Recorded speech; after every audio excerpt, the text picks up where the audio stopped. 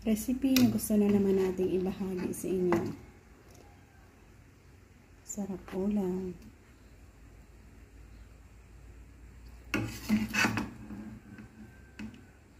Meron tayo ditong crab. Lupo kung tawagin dito sa amin. Ang vegetables na green na yan. Meron din tayong boiled munggo. Napakuluan na munggo. At isang pirasong opo.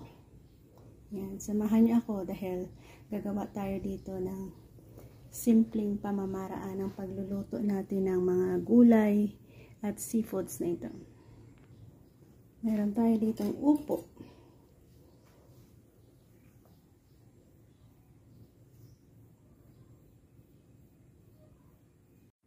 Yan, ganitong style ang ating pagkat sa ating upo. Yan, konting mantika para sa pag-isa natin. Onion, garlic, kamatis. Yan ang una natin igisa.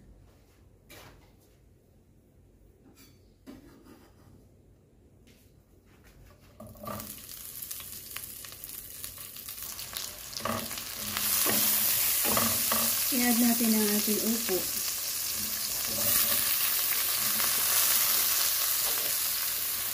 Gulay na upo.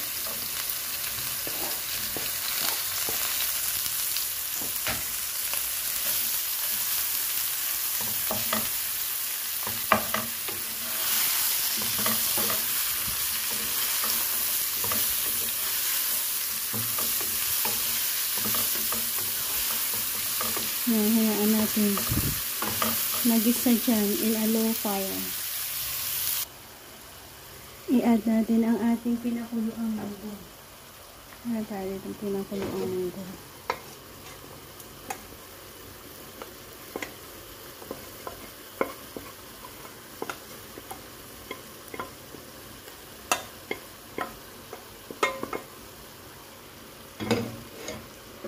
Isabay natin iigisa yan.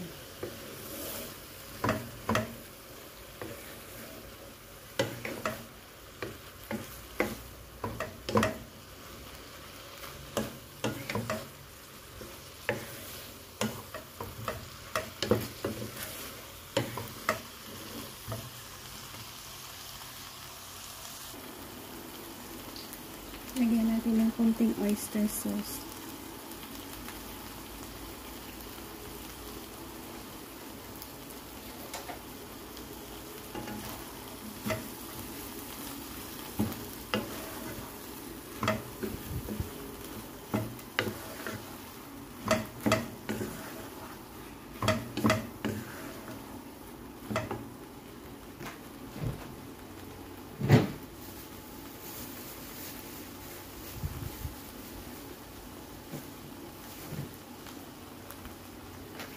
Ang ating pampalasa, meron tayo dito maliliit na hipon.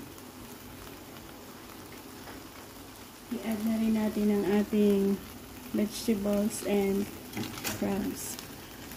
Sabay na natin yung igisa.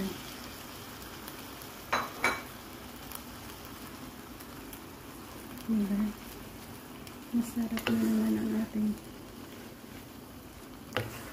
kakainin. At lagyan natin sa patubig.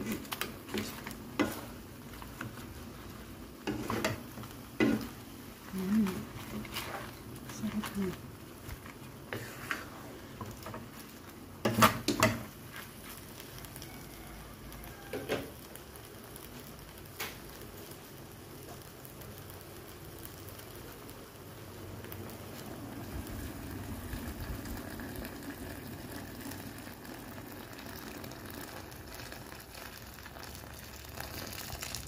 Pakuluan. Lagyan na natin ang asin.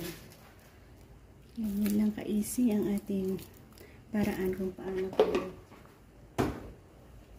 magluto. In a few more minutes, pwede na tayong kumain sa ating masarap na upo at crabs na ito.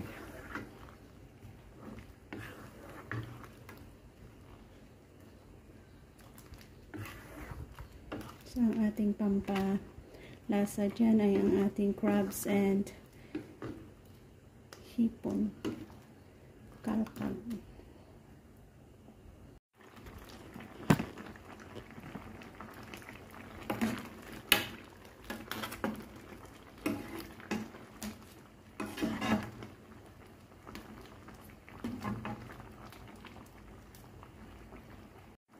Dito na tayo mag-e-end. Thank you for joining me.